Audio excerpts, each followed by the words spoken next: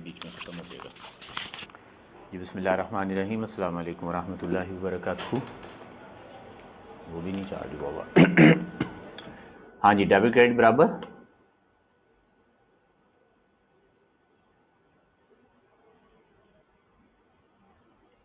हाँ जी, क्वेश्चंस की बताएं क्या पोजीशन है। हो गए सारे।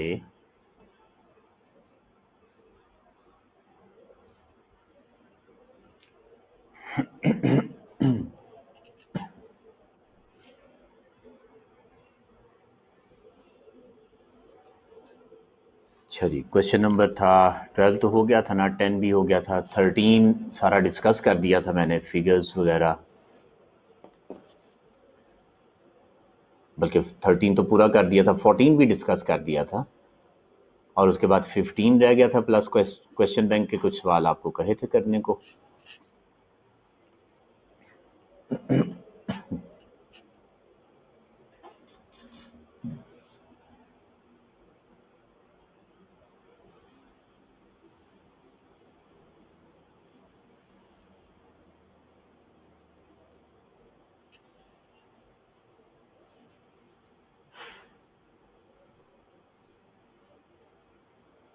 ठीक है। हाँ जी, 15 रिव्यू करा दूं। इसको बुलाइएगा, अरसलान है इसका नाम, अरसलान।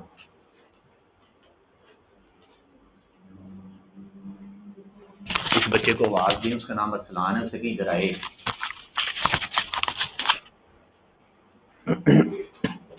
हाँ जी, अरसलान हाजिर हो, आ जाओ ना, फिर बाहर निकल के जरा। अच्छा जी, फरमाएं जी, क्वेश्चन नंबर 15 का सोल्यूशन दिखाऊं कि क्वेश्चन दिखाऊं, क्या दिखाऊं?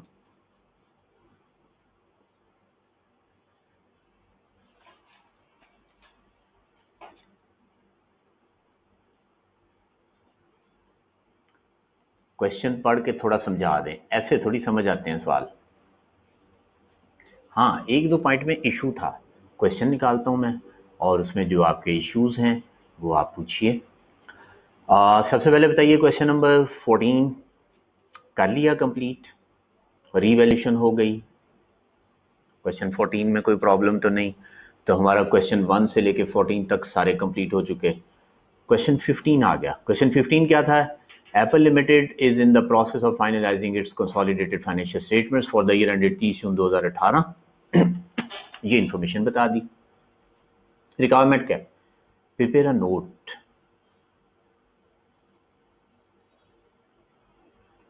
on intangible assets for inclusion in AL's consolidated financial statements for the year ended 30 June 2018। ठीक, और साथ क्या दिया? टोटल का कॉलम नहीं चाहिए, यानी इंडिविजुअल एसेट्स के कॉलम बना दें और टोटल के कॉलम की जरूरत नहीं है।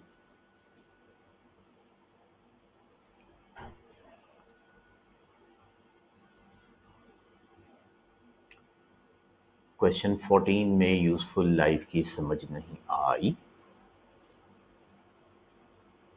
क्वेश्चन 14 के सोल्यूशन पे आते हैं।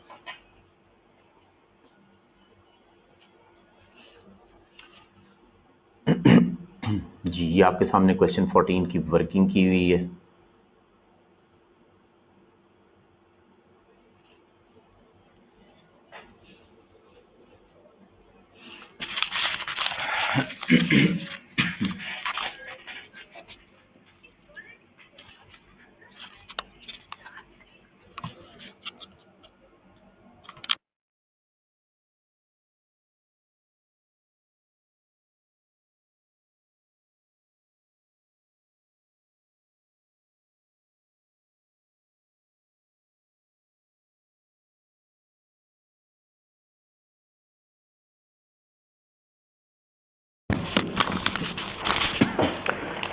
ले जनाब, सबसे पहली बात है,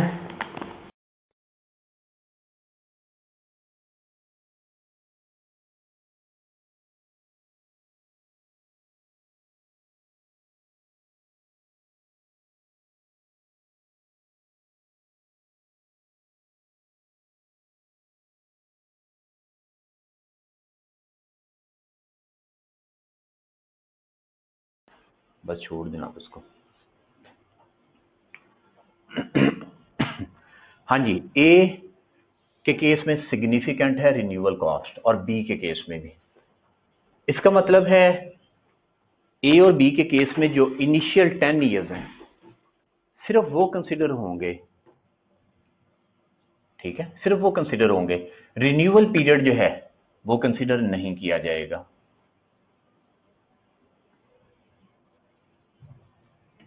ठीक है, रिन्यूअल पीरियड जो है वो कंसिडर नहीं किया जाएगा। हाँ जी, आवाज नहीं आ रही?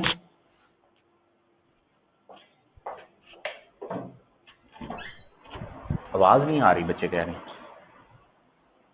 हाँ जी, आ गई अब आ गई है, चले ठीक है, ओके। हाँ जी, तो रिन्यूअल पीरियड जो है वो ए और बी के केस में कंसिडर नहीं होगा, 10 ईयर्स को कंसिडर करेंगे। ये देखें पे यहां पे रिन्यूअल छोड़ दिया, रिन्यूअल को छोड़ दिया। एक्सपेक्टेड बेनिफिट्स कितने हैं? 12 ईयर्स हैं और यहां पे इंडेफिनिट है। लेकिन जब हम सिर्फ 10 ईयर्स को कंसिडर कर रहे हैं तो फिर 12 तो इररिलेवेंट हो गया ना, क्योंकि जो इनिशियल हमने पे किया वो 10 ईयर्स के लिए है, उसके बाद रिन्यूअल को हमने कंसिडर नहीं करना, तो ये एक्सपेक्टेड बेनिफिट्स को छोड़ दिया। तो ये जो 10 ईयर्स का टाइम है ये हमारे लिए जो है वो यूजफुल लाइफ का टाइम हो गया। ये क्वेश्चन नंबर 14 की बात हो रही है जनाब। तो 12 ईयर्स को कंसिडर नहीं करेंगे क्योंकि हमने कहा हम 10 साल से ऊपर जा ही नहीं रहे। सिग्निफिकेंट है रिन्यूअल फी, तो फिर देखेंगे उस वक्त कि हम रिन्यूअल कराते हैं कि नहीं कराते हैं, वो बात का मसला है। तो इसका मतलब है कि जो हमने इस वक्त पैसे दिए उसका बेनिफिट सिर्फ 10 साल ले सकेंगे हम, उसके बाद रिन्यूअल कराएंगे तो आगे जाएंगे, तो रिन्यूअल को तो हम ले ही नहीं रहे। फिर आ जाए बी पे। अब बी पे 10 ईयर्स तो गिवन है, इनिशियल इनडेफिनिट है, मगर हम इसमें भी रिन्यूअल की बात नहीं कर रहे। हम कह रहे हैं रिन्यूअल अभी नहीं, छोड़ दें, सिग्निफिकेंट है उस वक्त ही देखा जाएगा। तो इसमें भी हमने छोड़ दिया, तो इनिशियल 10 ईयर्स का टाइम हमने ले लिया। नेक्स्ट पे चलते हैं, सी और डी पे इनसिग्निफिकेंट है, तो रिन्यूअल हमने दोनों में ऐड कर लिया, ये भी 15 साल हो गए, ये भी 15 साल हो गए। बेनिफिट कितने साल आना है? सिर्फ 6 साल। तो जब बेनिफिट 6 साल आना है तो हम क्या 6 साल पे अमोर्टाइज नहीं कर देंगे एसेट को? अमोर्टाइज उतने से नहीं करते ना जितना सा उसमें बेनिफिट आना है, तो 6 से ऊपर नहीं हम जा सकते। तो इसलिए हमने कहा कि ये जो 6 साल हैं, ये जो 6 साल हैं इस पे जो है वो अमोर्टाइजेशन हम चार्ज कर देंगे। इसको हम यूजफुल लाइफ कहेंगे, क्योंकि 6 साल के बाद बेनिफिट नहीं आना, बेशक वो 10 और 5 15 साल बनता है, लेकिन हमें उसका क्या फायदा, हमें तो 6 साल के बाद बेनिफिट आने बंद हो जाएंगे। राइट।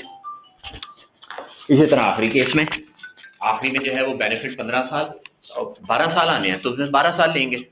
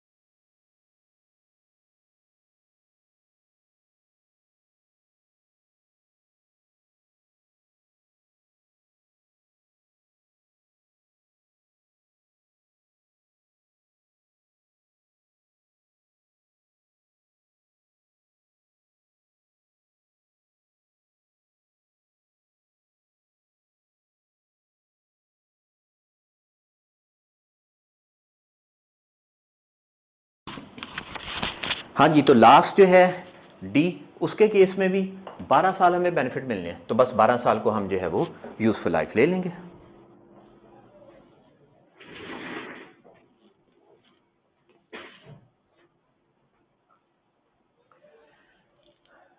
जी ओके हुआ।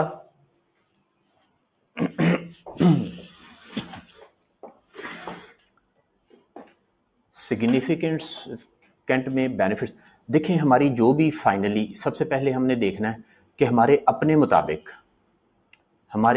मुताबिक लाइफ क्या बन रही है, ठीक है। हमारी अपनी कैलकुलेशंस के मुताबिक IAS 38 के मुताबिक क्या लाइफ बन रही है, वो लाइफ ये थी,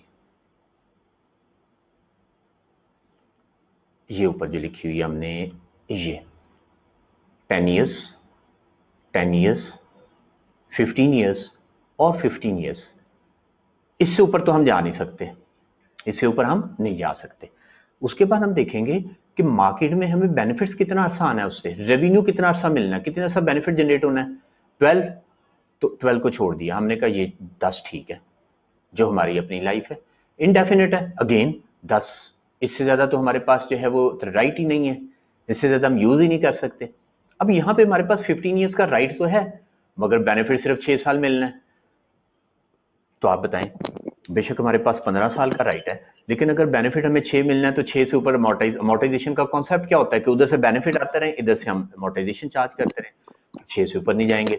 और इसी तरह यहाँ पे 12 साल है, तो 12 साल से हम ऊपर नहीं जाएंगे, ठीक हो गया। तो रिन्यूअल पीरियड को हम कंसिडर करते हुए भी सी के केस में 6 से ऊपर नहीं जाएंगे और डी के केस में 12 से ऊपर नहीं जाएंगे। लॉजिकल बात है।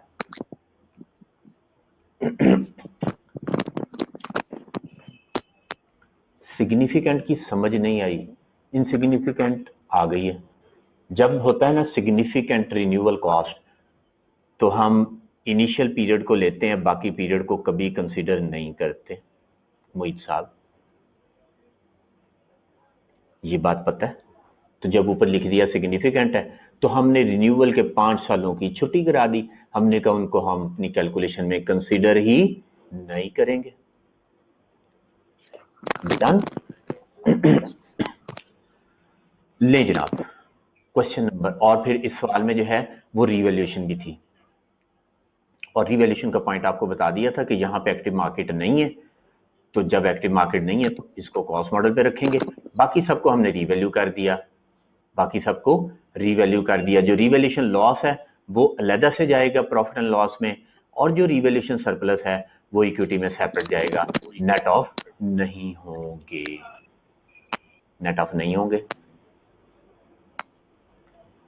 अच्छा जी, क्वेश्चन ये, हम कॉस्ट की कितनी परसेंटेज को सिग्निफिकेंट कंसिडर करेंगे? हम जो है 1, 2, 3% तक होगी ना, 5% तक कह लें, उसको इनसिग्निफिकेंट कहेंगे। इससे ऊपर चले जाएगा तो उसको सिग्निफिकेंट कहना शुरू कर दें, क्योंकि कोई डेफिनेशन नहीं है। इनसिग्निफिकेंट का मतलब है छोटी सी अमाउंट जिसका हमें पार ही कोई नहीं होगा, वो अमाउंट। और वैसे भी मैंने आपको बताया था पर एनम देखना है, ये नहीं कि पहली अमाउंट 10 साल के लिए, अगली अमाउंट 3 साल के लिए, तो आप 10 साल वाली को 3 साल से कंपेयर करें, आप 10 साल वाली का पर एनम निकाल लें, 3 साल वाली का पर एनम निकाल लें, और पर एनम को पर एनम से कंपेयर करके देखेंगे कि कितनी का अमाउंट बनती है। क्लियर हुई बात? चलें जी, क्वेश्चन नंबर 15 में बताइए क्या पूछना है।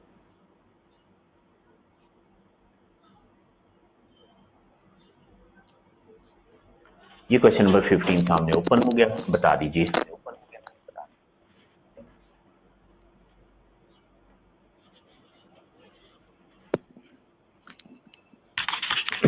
जी, क्वेश्चन नंबर 15 ओपन हो गया।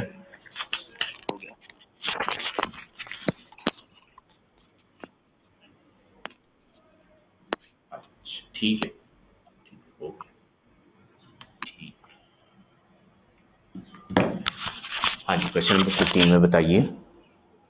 1-2 पॉइंट थे, आप कह रहे थे अगर सवाल किया है तो पॉइंट पूछे, नहीं तो सवाल आपके करने वाला था। पॉइंट 2 और पॉइंट 8। हाँ, पॉइंट 8 में तो 2 बातें बताई हैं बड़ी आसान सी। कहा हुआ है कि फेयर वैल्यू ऑफ लाइसेंस जो है वो 350 मिलियन है 31 जून 2018 को क्लोजिंग डेट पे। तो और करना क्या आपने, रीवैल्यूएशन मॉडल यूज करना है, और आगे गुडविल जो है, गुडविल की जितनी अमाउंट है उसमें 20% इम्पेयरमेंट लॉस चार्ज कर दें। बस गुडविल की जितनी अमाउंट है उस पे 20% जो है वो चार्ज कर दें। कंसोलिडेटेड फाइनेंशियल स्टेटमेंट, कंसोलिडेटेड का वर्ड भूल जाएं आप कि कंसोलिडेटेड क्या होता है। ठीक है, अगर कंसोलिडेटेड का वर्ड यहाँ से उड़ा दें, फर्ज करें ये मैंने उड़ा दिया, तो अब कोई मसला है सवाल में? अगर ये कंसोलिडेट का वर्ड ना लिखा हो कोई मसला तो नहीं है ना, तो बताएं फिर सवाल में। और क्या, कंसोलिडेशन हम पढ़ेंगे, वहां भी बात कर लेंगे, लेकिन ये कंसोलिडेशन का सवाल नहीं है। सवाल सादा सा है कि नोट बना दें इंटेंजिबल एसेट्स का, बस।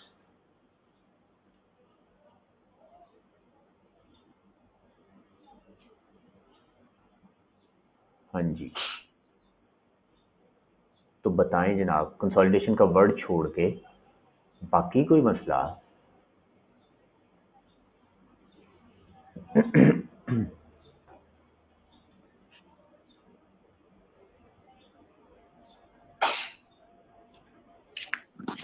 हाँ जी बोलें, इसका सोल्यूशन निकाल लेता हूँ। जो दो बातें आपने पूछी हैं, तो आप सवाल अगर करेंगे तो होपफुली कोई प्रॉब्लम नहीं होगी। आप इसको अगर नहीं किया तो आज करें ट्राई, नहीं होता तो कल बताइएगा, करा दूंगा पूरा सवाल। इसमें कौन सी ऐसी बात है, जहां इतने सवाल किए हैं, सारे ही मैंने करा दिए हैं 14 तक, तो वहां एक सवाल और का क्या मसला? नो मसला एट ऑल।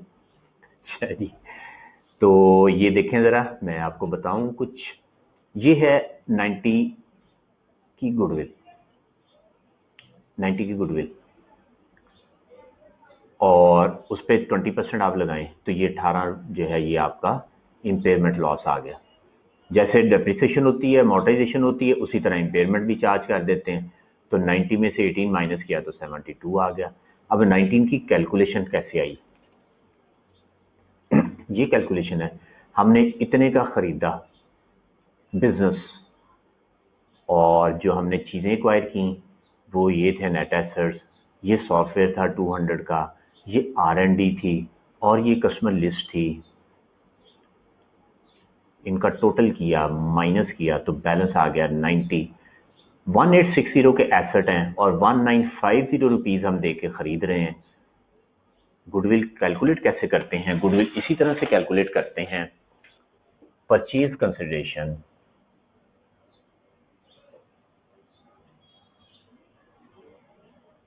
यानी कि परचेज प्राइस वो है 1950, और फिर उसमें से हम माइनस कर देते हैं fair value of net assets. जितने भी वो एसेट्स होंगे, टेंजिबल होंगे, इनटेंजिबल होंगे, लायबिलिटी, सारा कुछ नेट ऑफ करके, तो जो डिफरेंस होता है वो गुडविल आ जाता है। ठीक है, जैसे यहाँ पे 1950 है और इसका टोटल आ गया 1860, तो गुडविल आ गया 90। इस तरह से हम गुडविल कैलकुलेट करते हैं।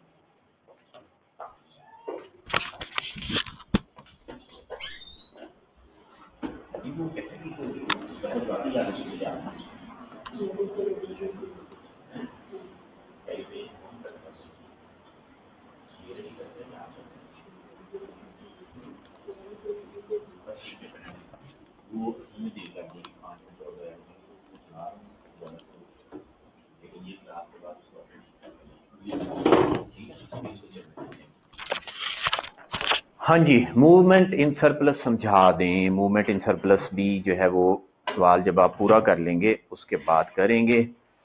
मैं आपको कुछ क्वेश्चन बैंक से सवाल कराता हूँ, ठीक है?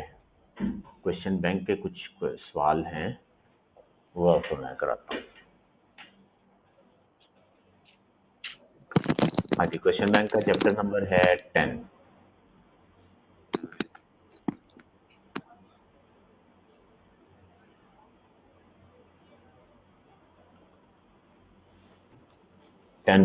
Part B. हाँ जी, मैं उसमें से ये जो आपका गुडविल का पॉइंट है ना, इसमें भी क्वेश्चन है एक दो यहाँ पे, वो मैं आपको करवाता हूँ। आप बताएं, आपने सवाल कर लिए सारे? मैंने इतने सारे सवाल कह दिया था आपसे कर लें।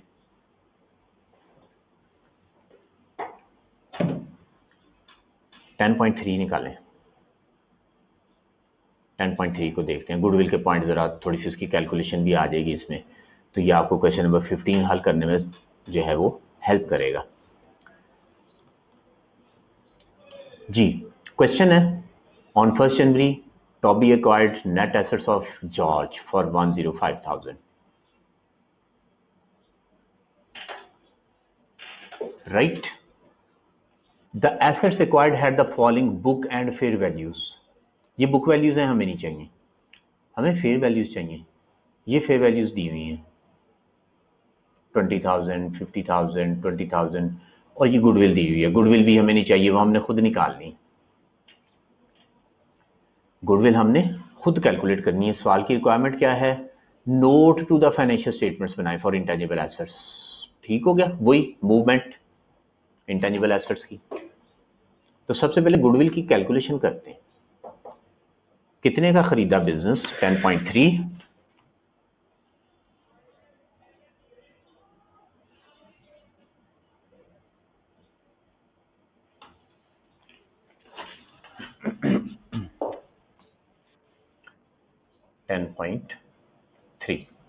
अगेन परचेज कंसिडरेशन या परचेज प्राइस, जो मर्जी उसको कह लें, 105,000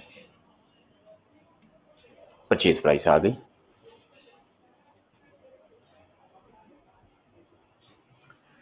उसके बाद लेस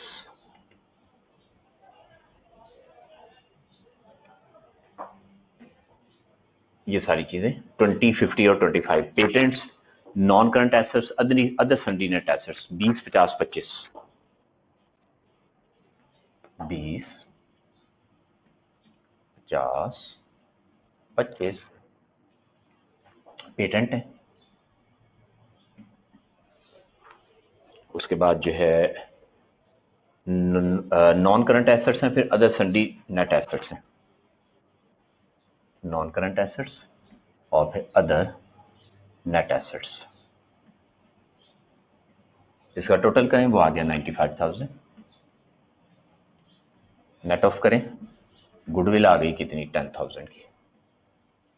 बिजनेस कॉम्बिनेशन इसको कहते हैं। इसको क्या कहते हैं? Business combination. हमने बिजनेस खरीद लिया, किसी और का बिजनेस था, हमने उसको पकड़ा और अपने बिजनेस से कंबाइन कर लिया, बिजनेस एक्वायर कर लिया, बिजनेस कॉम्बिनेशन भी इसको कहते हैं। तो गुडविल इस तरह से कैलकुलेट होती है जब बिजनेस बाय करते हैं। बताएं, कोई एतराज तो नहीं है? कैलकुलेशन में कोई मसला? गुडविल चूंकि हम खुद निकाल रहे थे इसलिए हमने गुडविल लिखी नहीं, ठीक है, इसलिए हमने गुडविल नहीं लिखी। वरना हम ये भी कर सकते थे कि ये 105 लिखा, वो कैलकुलेशन लंबी हो जानी थी, और यहाँ पे जो है वो फिर 5,000 भी लिखते और सारा कुछ लिख के ये आता 100,000, तो हम 5,000 ये निकालते और फिर 5,000 ये ऊपर लिखा हुआ है, तो इन दोनों को जमा करते हम कहते टोटल गुडविल होगी 10,000 की।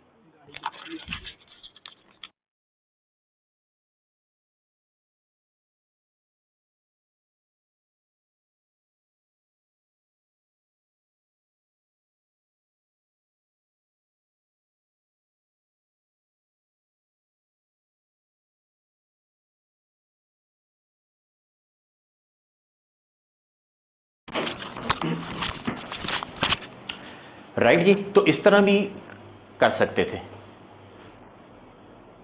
गुडविल गिवन थी, हमने कैलकुलेशन क्यों की? गुडविल हमने देखना है खुद से कि कितनी बनती है, परचेज प्राइस ये है और एसेट्स कितने के हैं। हमेशा हमने गुडविल खुद, वो गुडविल थी जो पहले से थी, वो गुडविल है जो पहले से रिकॉर्डेड है उसकी किताबों में, हमने अपनी गुडविल निकालनी है। तो इसलिए हमने ये देखे ना, इसमें हमने वो गुडविल लिखी नहीं, हमने कहा हम अपनी कैलकुलेशन खुद करते हैं। ये तो मैंने वैसे ग्रीन से करके बता दी कि अगर हम उसको लिख भी लें तो फिर भी 5,000 की मजीद निकलती है गुडविल, तो 5 और 5 10 बन जाता है जो मैंने ग्रीन से किया। राइट, तो हम उसकी गुडविल को छोड़ दें, हम खुद लिखें कि कितनी गुडविल बनती है जो हमने बिजनेस खरीदा, तो टोटल गुडविल आ गई 10,000। वरना उस तरह भी करें तब भी 10 आती, मगर हमें एक दफा कैलकुलेट करके देखना पड़ेगी। हमेशा जब भी हम बिजनेस एक्वायर करते हैं तो गुडविल की कैलकुलेशन करते हैं। लीजिए आगे चलते हैं। उसने कहा पेटेंट जो है वो 2022 में एक्सपायर हो जाएगा, तो पेटेंट की लाइफ क्या हुई? हम 1 जनवरी को खरीद रहे हैं, 1 जनवरी 2015, तो कितनी लाइफ हो गई?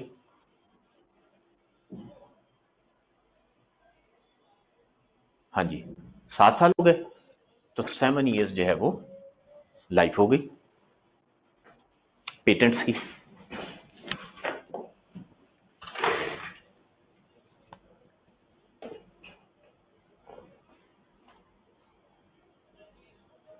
आगे चलते हैं। Goodwill arising from the had a recoverable amount at the end of 2015 of ₹7,000। 8 साल हुई लाइफ। गिन लें जनाब कितने साल बनते हैं, 15 को शामिल करना है, 15, 16, 17, 18, हाँ 8 साल बनते हैं ये। 8 ईयर्स, 8 ईयर्स बनते हैं, 8 साल बनते हैं। 1 जनवरी 2015 है, 2015 में ये ट्रांजैक्शंस हुई और 2015 में कब हुई? 1 जनवरी को, पहले दिन। तो 15, 16, 17, 18, 19, 20, 21, 22, 8 ईयर्स बनते हैं। अच्छा जी, गुडविल का क्या हुआ कि उसकी रिकवरेबल अमाउंट है कितनी? 7,000। तो ये आपको पता है कि रिकवरेबल अमाउंट से हम इम्पेयरमेंट लॉस कैलकुलेट किया करते हैं। तो गुडविल जो है उसकी रिकवरेबल अमाउंट हमें दी हुई है, तो इसके साथ ही एक कैलकुलेशन कर लेते हैं कि रिकवरेबल अमाउंट जो है वो कितनी है, वो है 7,000। तो इसका मतलब ये हुआ कि 3,000 का इम्पेयरमेंट लॉस आ रहा है किस पे? गुडविल पे। गुडविल पे अमोर्टाइजेशन नहीं होती कभी भी, गुडविल पे जो है वो इम्पेयरमेंट लॉस कैलकुलेट किया करते हैं।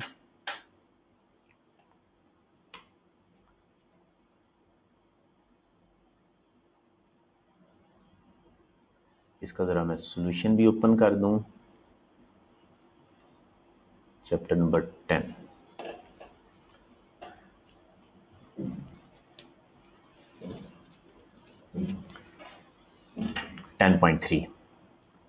तो ये देखें, ये 10.3 का सॉल्यूशन, गुडविल हमने एक्वायर की तो ये एडिशन में आ गया और इस पे 3,000 की इम्पेयरमेंट लगा दी, 7,000 इसकी कैरिंग अमाउंट आ गई, गुडविल का काम पूरा हो गया।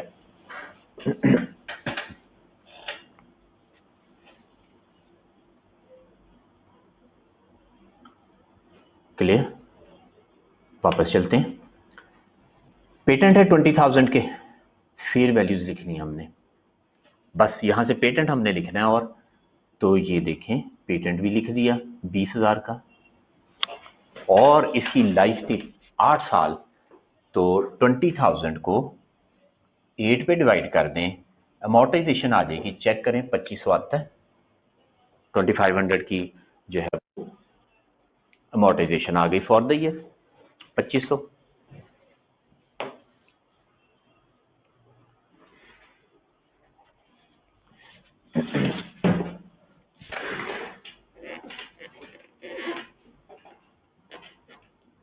ले जी आगे चलते हैं।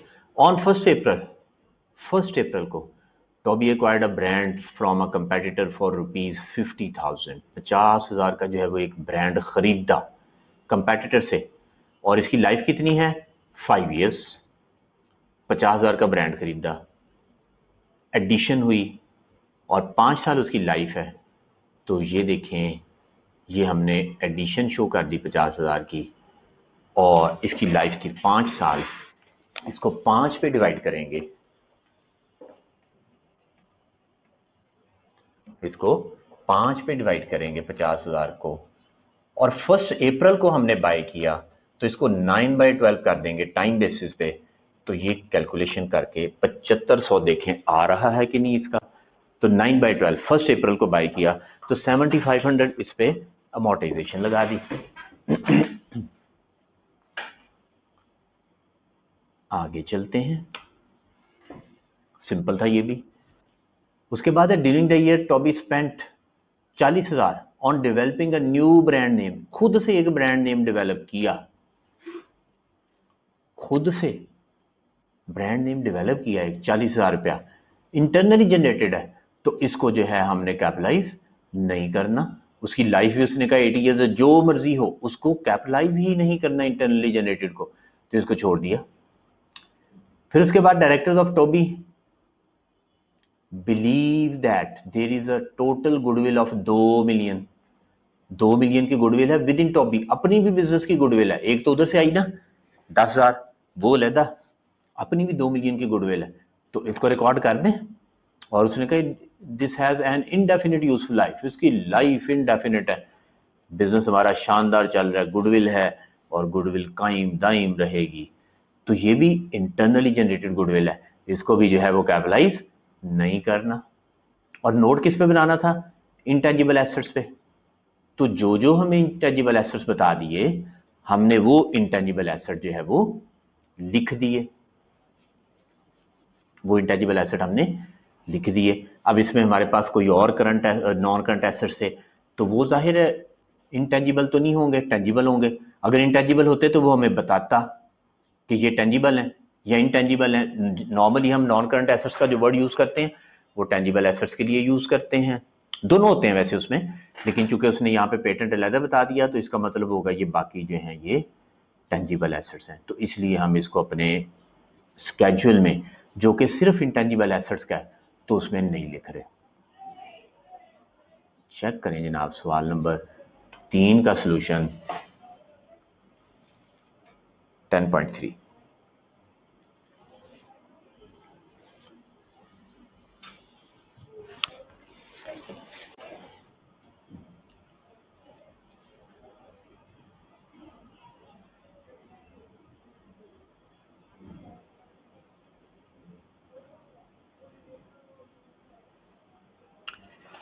इससे आगे वाले क्वेश्चन में मीन 10.4 का पार्ट 2.3 आगे के चैप्टर का है, तो मैंने मेरा ख्याल है लास्ट टाइम बताया था कि 10.4 क्वेश्चन जो है वो नहीं करना, कहा था ना, वो करेंगे जब हम IS 37 पढ़ लेंगे उसके बाद, बताया था। तो 10.4 तो मैंने दिए ही नहीं करने के लिए, इसीलिए कि वो अभी सवाल रेलेवेंट नहीं है।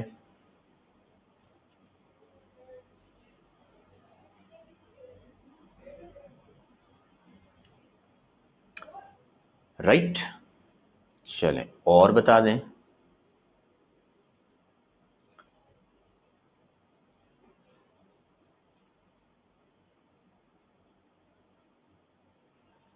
हाँ जी, इसके बाद करना है 10.5। ये 2 ही सवाल बस मैंने आपको कराने थे, बाकी सारे आपने खुद करने हैं। जो प्रॉब्लम होगा, जो पॉइंट होगा वो आप पूछ लीजिएगा, ठीक है। बस ये 10.5 करके फिर अगला चैप्टर शुरू करते हैं, और अगला चैप्टर है हमारा लीज का। ले जनाब 10.5 क्वेश्चन।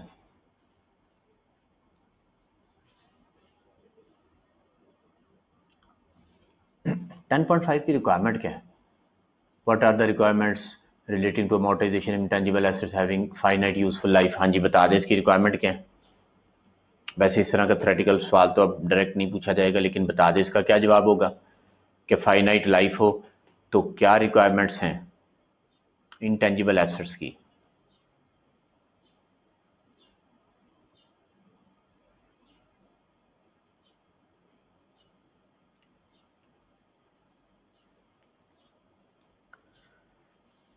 अगर फाइनाइट लाइफ हो तो अमोर्टाइजेशन चार्ज करते हैं लाइफ के हिसाब से।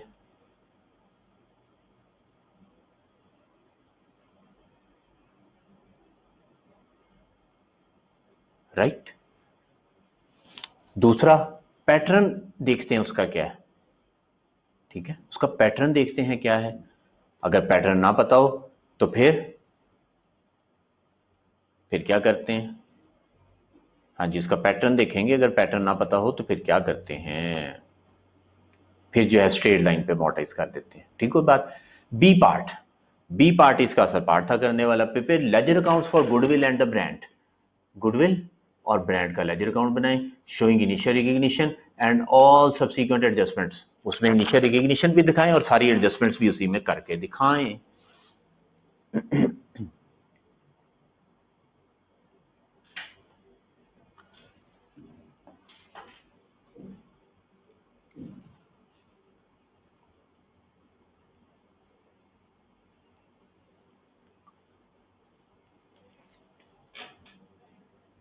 हाँ जी, हमारा जो व्हाट्सएप ग्रुप है ना उसमें 101 पार्टिसिपेंट हो गए माशाल्लाह, 100 को क्रॉस कर गए, लेकिन स्टूडेंट अभी 100 नहीं हुए,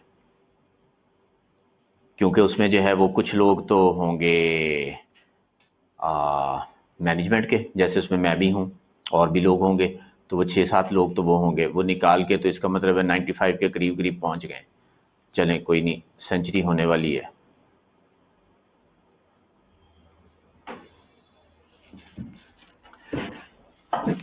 हाँ जी, गुडविल और ब्रांड का अकाउंट। तो अब जरा देखते हैं कि इस सवाल में क्या है। इसमें भी इसी तरह से है। ज़ोक, अच्छा ज़ोक है। Zoc incorporated is a multinational company. As part of its vision to expand its business in South Asia, it purchased a 90% share of a locally incorporated company.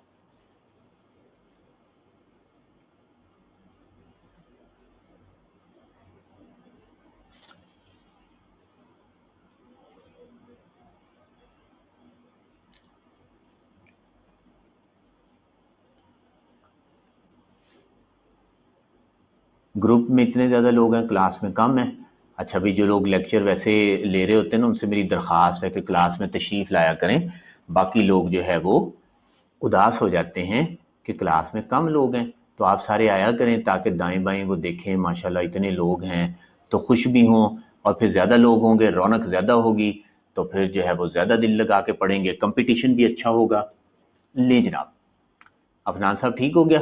आपकी ख्वाहिश मैंने बता दी सबको, तो जो लोग क्लास अटेंड नहीं करते कल से वो भी आ जाएंगे इंशाल्लाह ताला।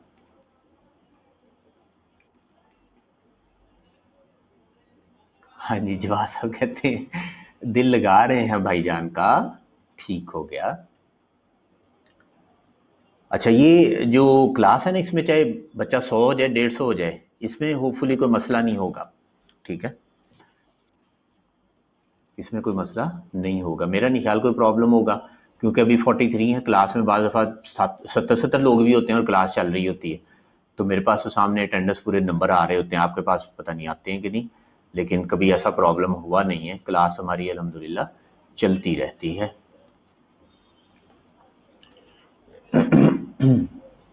ओरिएंटेशन के दिन हुआ था, हाँ वो हो सकता है। अच्छा, मैक्सिमम 101 आता, हाँ तो ये वजह होगी ना कि वो मैक्सिमम, हाँ लिखा हुआ है 101 मैक्सिमम, तो इसलिए उसमें फिर जो है वो बचे 101 से, तो अब अकाउंटिंग के FR1 के और FR2 के अल्हम्दुलिल्लाह सबसे ज़्यादा बच्चे FR2 में, उसके बाद FR1 में, फिर बाकी सब्जेक्ट्स हैं वो इनसे नीचे ही हैं। तो मेहरबानी है, बच्चों की FR2 पढ़ने आ गए, और इसी तरह FR1 भी कोई टीचर पढ़ाते ही होंगे, तो बच्चे उसमें भी सुना काफ़ी हैं।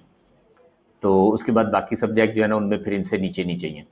तो ये 2 क्लासों के मिला के 100 से ऊपर चले गए, तो ज़ाहिर है फिर सिस्टम ने जब जो है वो 100 की लिमिट थी, 101 की, तो उसमें जब 150 बच्चा खाली अकाउंटिंग का ही आ जाएगा तो फिर हैंग तो हो ही जाना था। चलिए कोई बात नहीं, इसमें तो नहीं है ना इतने अभी।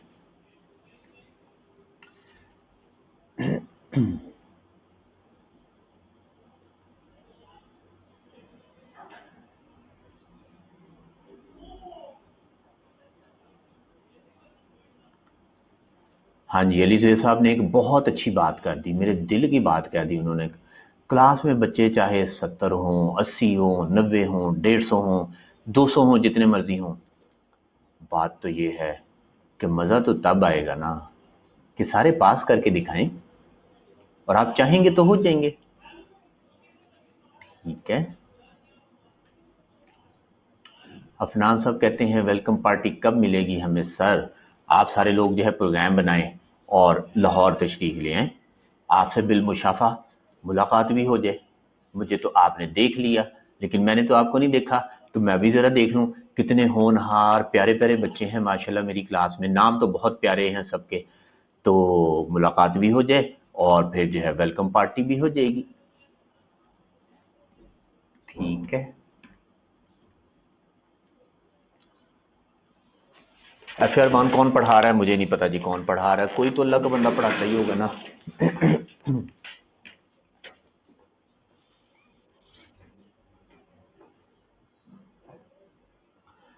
जवाब साहब कहते हैं मज़ा तब आए जब 101 मिठाई के डब्बे आए रिजल्ट वाले दिन, हजूरे वाला आप लोग पास हों, मैं आपको मिठाई खिलाऊंगा, ठीक है?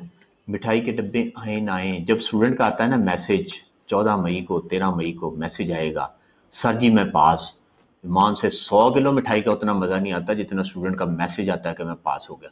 दिल जो है वो खुश हो जाता है, बिल्लियाँ उछलने लगता है, बिल्लियाँ उछलनी शुरू हो जाती हैं दिल में, ठीक है?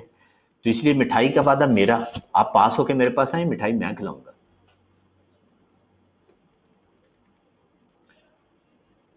हाँ जी, आफाक साहब कराची से हैं। इफ्तिखार साहब कहते हैं सर जी खोते ना खिला देना, और नहीं यार आप परेशान ना हो, खोतों को खोते क्यों खिलाऊंगा मैं, खोतों को कोई और चीज़ ही खिलाऊंगा, क्यों फिक्र करते हैं आप? कोई बिल्लियाँ हो गई, कोई डड्डू हो गए, इस तरह की चीज़ें, तो खोते को खोता खिलाने का तो फ़ायदा ही नहीं है, तो इसलिए आप ना परेशान हो, इसका मुझे ख्याल है बहुत ज़्यादा। ये किन्होंने फरमाया था? ये इफ्तिखार साहब ने फरमाया था।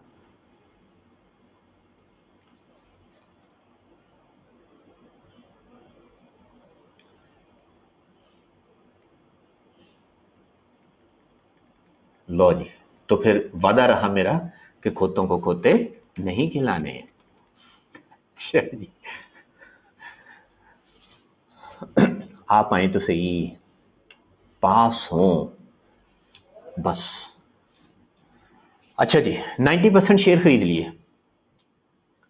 डेट ऑफ एक्विजिशन है 1 जनवरी 2014।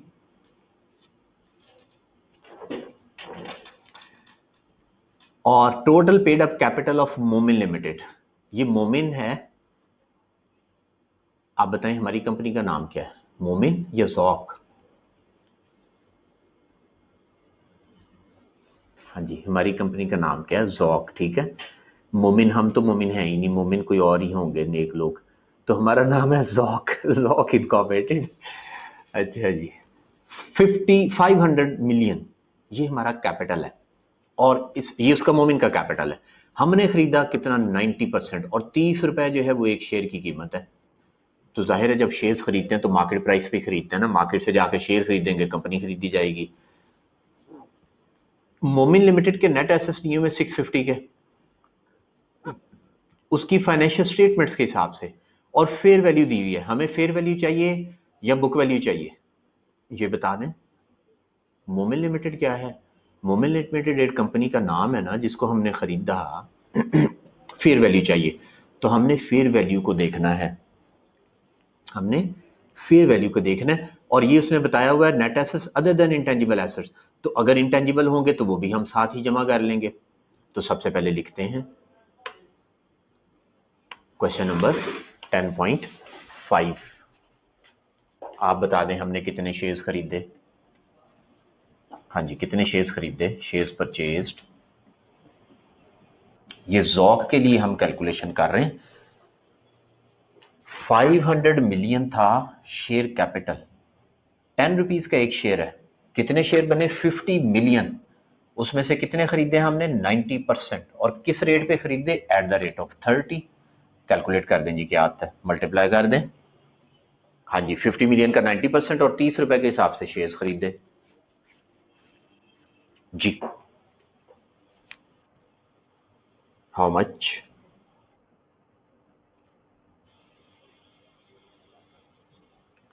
One three five zero triple zero, 1350 और फिर 000, ठीक हो गया। 1.350 बिलियन 1350, लेस कर देंगे fair value of net assets.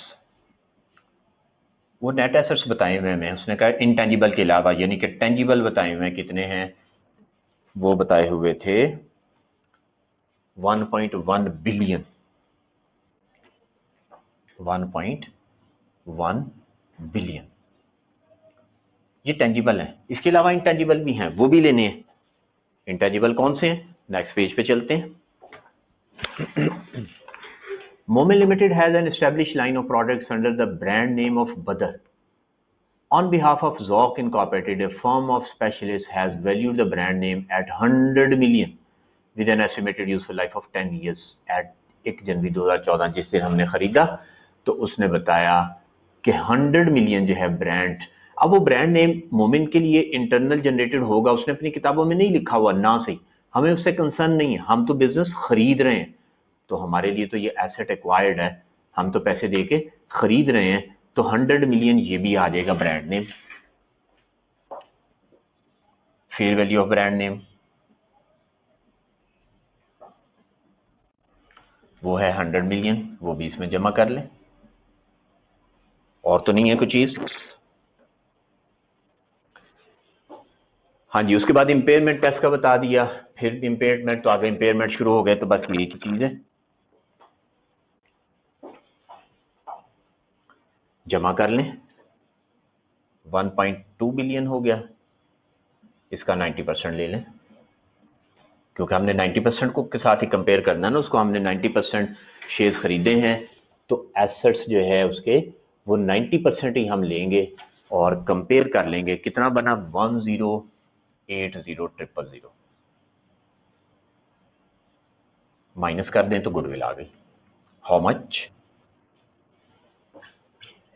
कितनी गुडविल आ गई।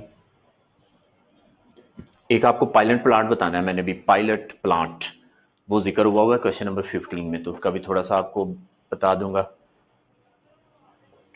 जी गुडविल कितनी आई माइनस करके बताएं तो 270 कितना मिलियन, 270 मिलियन बनेगा मेरा ख्याल है, 270 मिलियन ये गुडविल आ गई। आगे इंफॉर्मेशन है कि गुडविल जो है उस पर इंपेयरमेंट टेस्ट अप्लाई किया 2014 में तो 50 मिलियन की इंपेयरमेंट हो गई, और फिर इंपेयरमेंट टेस्ट अप्लाई किया 2015 में, इंडिकेटेड डिक्रीज 13.5 मिलियन डिक्रीज हो गया, किस पे, ब्रांड में।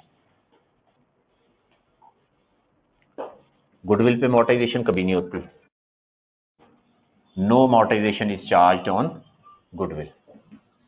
गुडविल पे जो है वो कोई अमोर्टाइजेशन जो है वो चार्ज नहीं करते।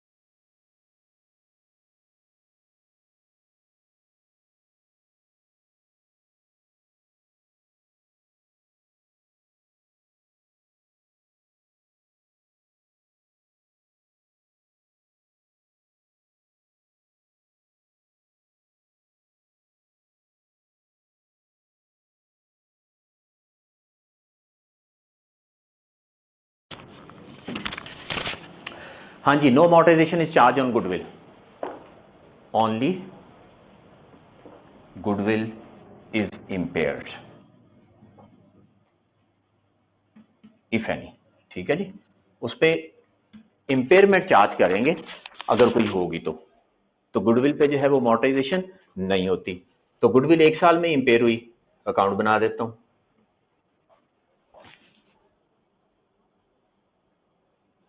हाँ जी, गुडविल का अकाउंट 1/1/2014 को हमने बिजनेस खरीदा, 1/1/14 को खरीदा बिजनेस कॉम्बिनेशन के थ्रू।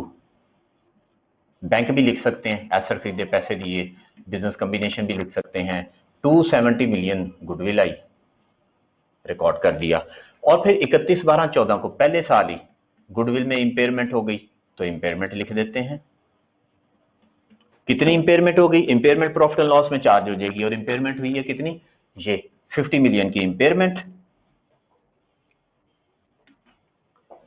ये 50 मिलियन की इंपेयरमेंट हमने चार्ज कर दी।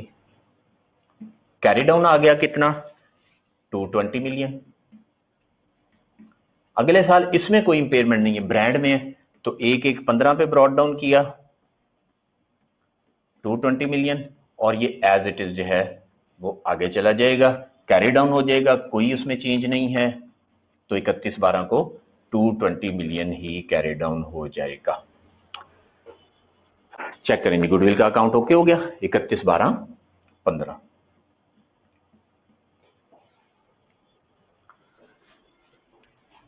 अब बनाना है ब्रांड का अकाउंट। ब्रांड का अकाउंट बनाते हैं। हाँ जी, ब्रांड की वैल्यू क्या थी वो भी यहाँ पे बताई हुई है। ऊपर हमने देखा 100 मिलियन का ब्रांड है और लाइफ है उसकी 10 ईयर्स।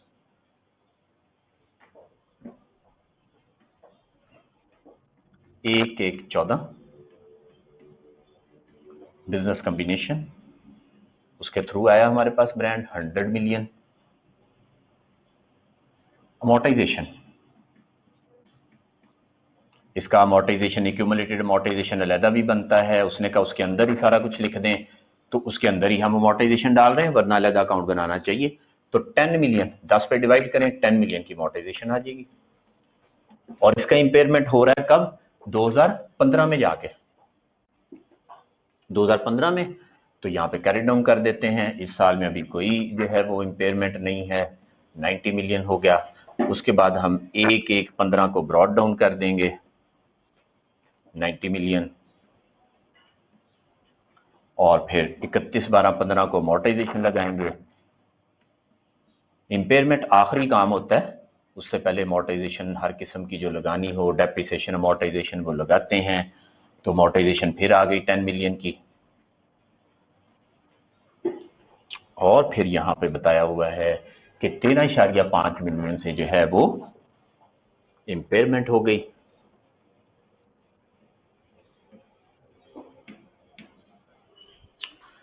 चल भाई, शाबाश। हाँ जी, तो 31/12/15 पे इंपेयरमेंट भी चार्ज कर देंगे 13.5 मिलियन की। बता दें कैरी डाउन क्या आता है। हाँ जी, कैरी डाउन कितना आ गया? ये 31/12/15 पे ये अमोर्टाइजेशन भी लगाई, 31/12/15 पे इंपेयरमेंट भी लगाया, 66.5 मिलियन आ गया। ले जनाब, क्वेश्चन कंप्लीट हो गया, अकाउंट बन गए। बता दीजिए।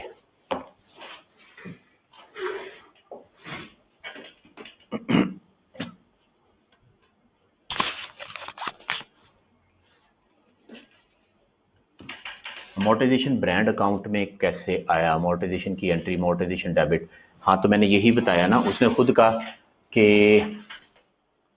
कहा कि आप क्या करें, आप उस अकाउंट के अंदर ही सारा कुछ कर दें।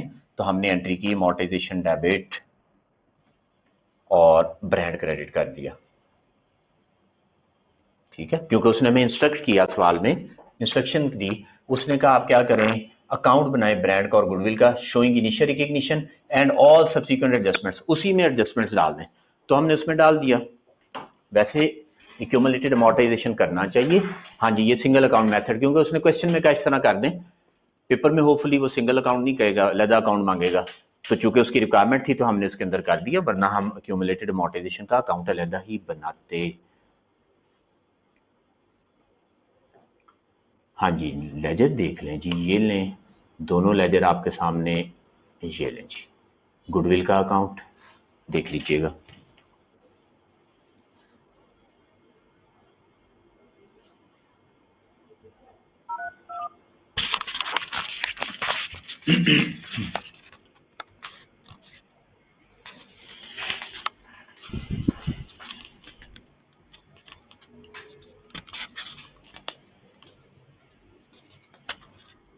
जी नोट करके बता दीजिए, फिर मैं इससे आगे एक पॉइंट और है पायलट प्लांट का, वो डिस्कस कर दूं।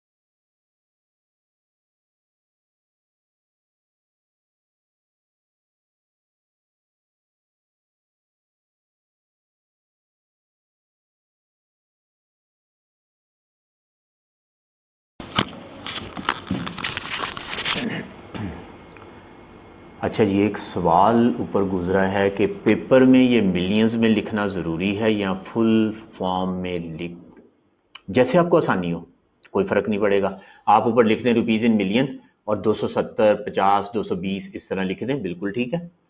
आप ऊपर मेंशन कर दें रुपीज़ इन मिलियन लिख के, तो ये सारे ज़ीरो जो हैं ये आप छोड़ दें। रुपीज़ इन थाउजेंड लिखें तो 3 ज़ीरो छोड़ दें। आप जैसे भी कर देंगे बिल्कुल ठीक है। पूरा लिखेंगे तो भी ठीक है, और जो है वो आप अगर उसको राउंड करके लिखते हैं तो भी ठीक है, कोई इशू नहीं है। राइट? हाँ जी।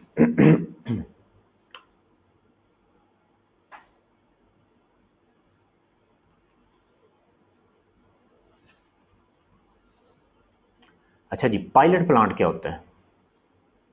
सवाल नंबर 15 में जिक्र किया उसने पायलट प्लांट का। ये cost of pilot plant 48, not for commercial production.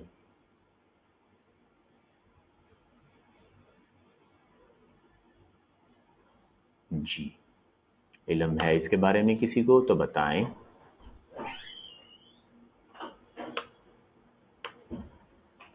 नहीं पता।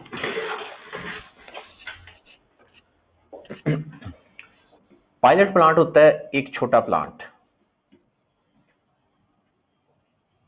Small plant, use for purchased, acquired for trial production. उसको ट्रायल प्रोडक्शन के लिए हम जो है वो एक्वायर कर लेते हैं।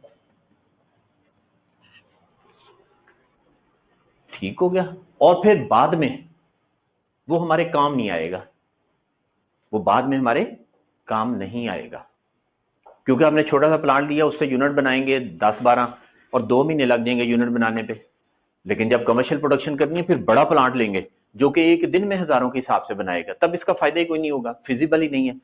तो फिर हम क्या करते हैं, हम कहते हैं ये प्लांट जो है ये हमने कितने का लिया, कॉस्ट, और अगर उसमें कोई उसकी सेल प्राइस मिल जाती है तो वो माइनस कर दें। कोई सेल प्राइस मिल जाती है तो वो माइनस करते, जैसे इस सवाल में क्या 48 सेल प्राइस उसकी कुछ भी नहीं है, तो 48 सारे का सारा ये क्या हो जाएगा, ये डेप्रिसिएशन, ये यूज हो गया, ये डेप्रिसिएशन हो जाएगी। तो अगर, और ये किस टाइम की डेप्रिसिएशन है, ये डेवलपमेंट फेज की डेप्रिसिएशन है। अगर तो वो बिक जाए तो वो पैसे माइनस कर दें, वो नहीं बिकता तो इसका मतलब है उसकी सारी की सारी कॉस्ट, जैसे यहाँ पे 48 है तो वो सारी कॉस्ट जो है वो हम डेवलपमेंट फीस को कंसिडर करते हुए, तो वो डेवलपमेंट फेज में इनकर हुई, वो सारी की सारी डेवलपमेंट कॉस्ट का पार्ट बना के कैपिटलाइज कर देंगे। क्लियर हुई बात? तो basically in other words we can say that pilot plant is fully depreciated during development phase, वो सारे का सारे डेप्रिसिएट हो जाता है। तो ये 48 है, और अभी इसका सोल्यूशन भी देख लेते हैं कि उसमें क्या किया हुआ है, ऐसा ही कुछ किया कि नहीं किया। ये हाँ जी, अगर आप देखें तो ये देखें डेवलपमेंट कॉस्ट में पायलट प्लांट सारे का सारा जो है वो डाल दिया हुआ है, क्योंकि वो सारा इधर ही यूज हो गया। अगर ना सेल हुआ तो डेवलपमेंट कॉस्ट में कैसे ना सेल हुआ, मैंने यही बताया, हमने 48 मिलियन का प्लांट लिया, पायलट प्लांट, वो जाया हो गया डेवलपमेंट फेज में, तो वो सारा कॉस्ट का पार्ट बन गया, वो उसका बेनिफिट ले लिया ना हमने डेवलपमेंट फेज में। सेल हो जाता तो 48 का है, 1 मिलियन का सेल हो जाता तो 48 माइनस 1 करके 47 डाल देते, जो हमारा यूज हो गया। मैंने यही तो कहा अगर कोई सेल प्राइस होगी, ये भी अगर आप यहाँ पे गौर करें तो मैंने लिखा माइनस सेल प्राइस, अगर कोई सेल प्राइस होगी तो ठीक है माइनस कर दें, नहीं है तो जैसे यहाँ पे 48 सारे का सारा, तो वो एक तरह की डेप्रिसिएशन है डेवलपमेंट फेज में, कि वो एसेट फुली यहाँ पे डेप्रिसिएट हो गया, वो सारा इधर ही यूज हो गया। तो पायलट प्लांट की कॉस्ट जो है वो डेवलपमेंट फेज को चार्ज कर दिया करते हैं हमेशा। अगर उसकी कोई सेल प्राइस हुई, हाय जिन्ने का भी हुआ, अच्छा कह रहे हैं 48 मिलियन का और वो 50 का सेल हो जाए, इम्पॉसिबल। आप देखें कि एक मशीन है, वो हमने खरीदी 48 की, उसको हमने यूज कर लिया, उसका फायदा उठा लिया, उसके बाद बेचने जाए तो उसकी कीमत बढ़ जाए, मशीनों की कीमतें तो कभी बढ़ के बिकती नहीं है, हमेशा कम की बिकती हैं। गाड़ी आप खरीदते हैं 10 लाख की, नवा मॉडल आ गया 12 लाख का, आपकी वही गाड़ी 12 की नहीं बिकेगी कभी भी। हाँ ये है कि 10 से नीचे चलो 9.5 पौने 10 की बिक जाए, लेकिन उससे ऊपर कभी भी नहीं बिकती प्रैक्टिकली। ठीक है। और अगर फर्ज करें जैसे आपने कहा 50 का सेल हो जाता है, तो आप 2 मिलियन माइनस उसमें डाल दें। उसका जवाब तो सीधा सीधा ये कि -2 डाल दें उसमें, डेवलपमेंट कॉस्ट कम हो जाएगी, फायदा हो गया आपको। राइट जनाब। ओके जी।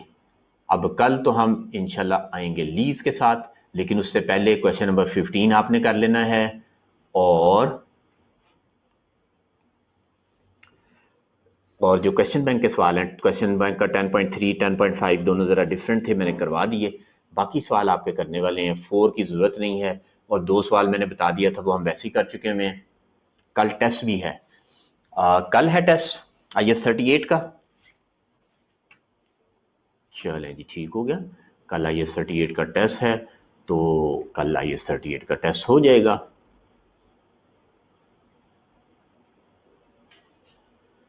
हाँ जी, ठीक है, बिल्कुल सही है, मैंने अपने पास नोट किया हुआ है और आपने ठीक फरमाया।